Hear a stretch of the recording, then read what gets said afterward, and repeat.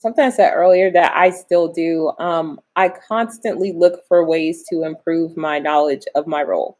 Whatever area I'm working in, whether it be DEI and recruiting or technical product training, whatever I'm doing, I always look for ways to build my confidence by getting more knowledge. Knowledge is something no one can take away from you. My dad always says, learn everything you can from wherever you are at, or get everything you can from, your education, because that's something that no one can take from you. And that builds your confidence up. But then also affirmations. I do affirmations in the mirror. I don't always do them every day, but when I do, I have a much better day, to know that, okay, yes, I deserve a seat at the table. I deserve to be here. And then the last thing is definitely, I don't know if you've heard of the Superwoman or the Wonder Woman pose, like where you like stand in the mirror, you're just like, okay, I got this, and it seems like silly things, but just those little things and just affirming myself, it really helped me to just walk into a room and own it, for whatever I may be doing in that moment. I feel better. So those are some of the things that I do that help me.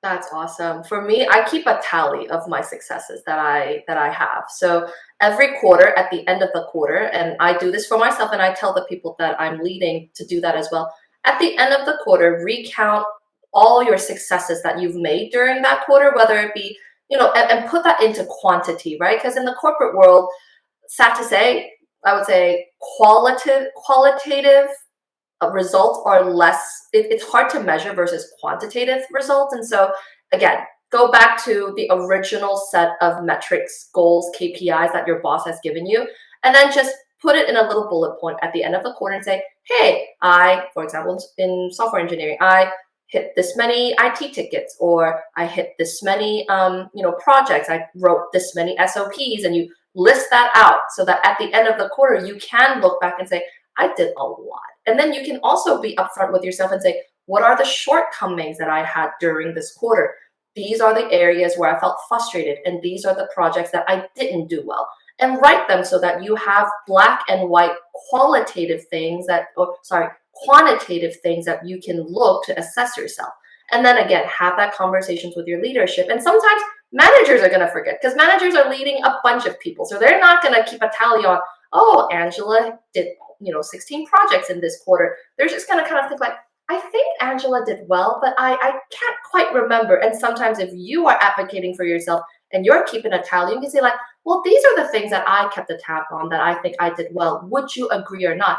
And then when you give them that list, oftentimes managers will be like, yeah, you're right. You did all that. And then the memories will start coming back to them and be like, oh, I remember so-and-so said, that this project went well because of this. And your manager be like, well, yeah, well, this project went well because Angela did this.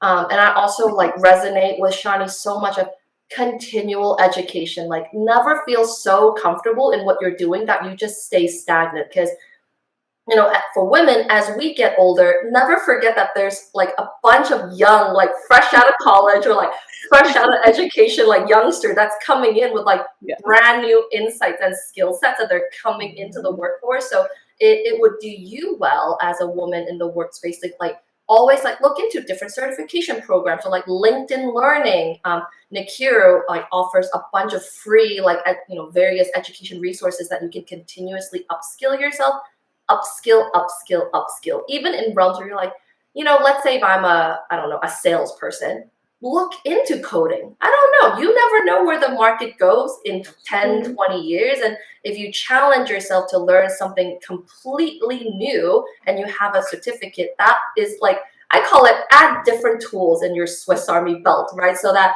in the future, if there's like a new spot of promotion and people are thinking about internal candidates to promote, you can feel empowered to say like, hey, I've been working at this company for 6 years now.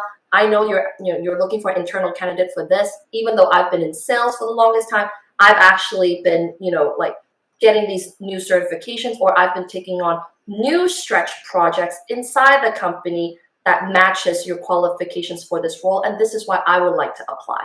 And so by constantly upskilling yourself, like you're only going to set yourself up for success, for promotion, or if you decide to jump industries or jump to different roles in a new company, like you're going to be the top candidate always.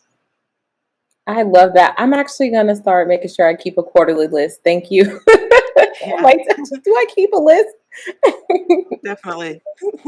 Definitely.